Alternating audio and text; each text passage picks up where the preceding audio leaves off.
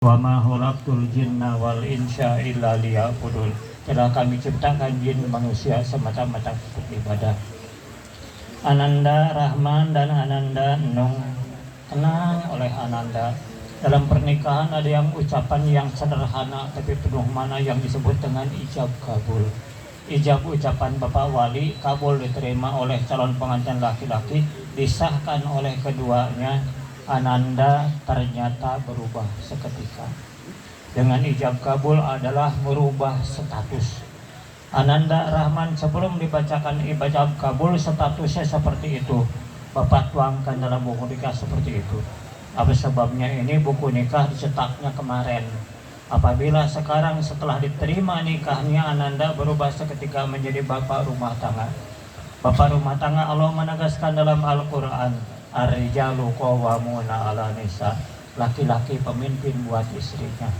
Kullu ra'in mas'ulun. Setiap pemimpin akan ditanya hal yang dipimpinnya. Itu adalah dengan ijab kabul. Yang kedua, dengan ijab kabul merubah hukum. Ananda hukumnya sebelum dibacakan ijab kabul, Ananda berdua haram mutlak. Setelah ijab kabul menjadi halal mutlak. Yang menghalalkan bukan KUA, yang menghalalkan adalah wali dan dua saksi.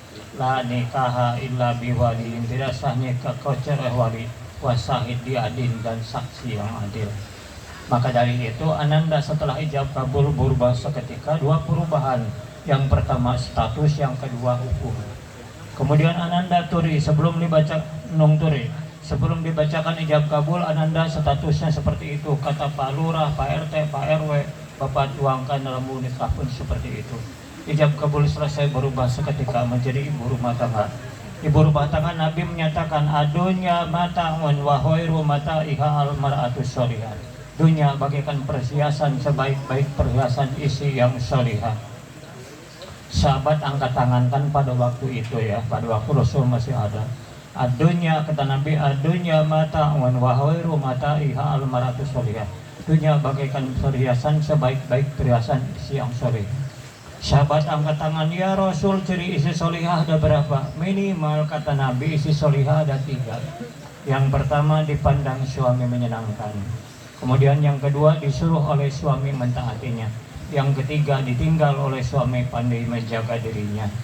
Sahabat angkat tangan lagi, ya Rasul, apabila istri dipandang suami menyenangkan, disuruh oleh suami mentaatinya, ditinggal oleh suami pandai menjaga dirinya, pahala buat istri apa? Allahu Akbar. Kata Rasul, buat istri seperti itu silahkan masuk surga dari pintu mana yang kau kehendaki. Allahu Akbar.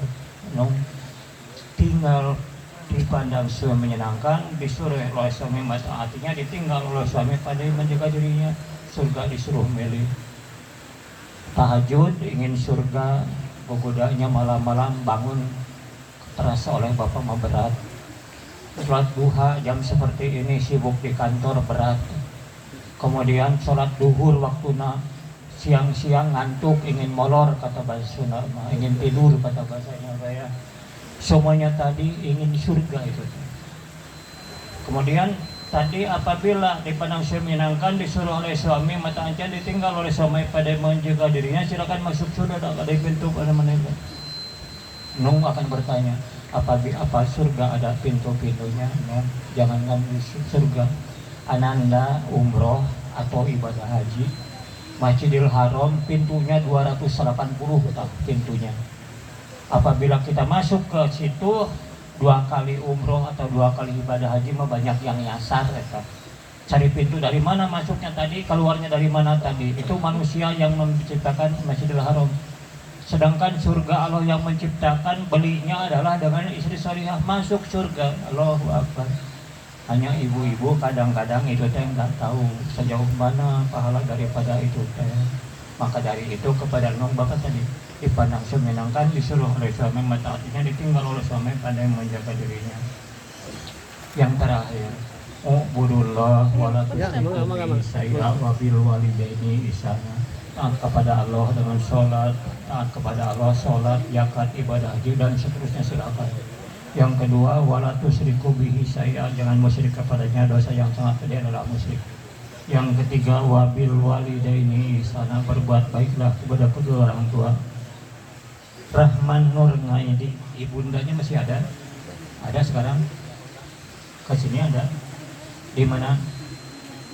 Di mobil. Nah, nggak turun di sini ya. Kemudian yang keduanya Nong masih ada ibunya kan? Nong ibunya mana? Ada di belakang ya. Kenapa Bapak nanya seperti itu, Rahman? Tenang oleh Allah. Ubudullah wala tusyriku bi saya wa bil walidaini ihsana, berbuat baiklah kepada orang tua. Tenang oleh Ananda.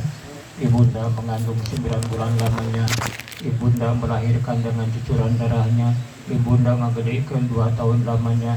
Setelah gede TK, SD, SMP, perguruan tinggi, supaya dengan jauh-jauh dari sana nikahnya pun tadi, makanya Bapak nanya datang ke sini.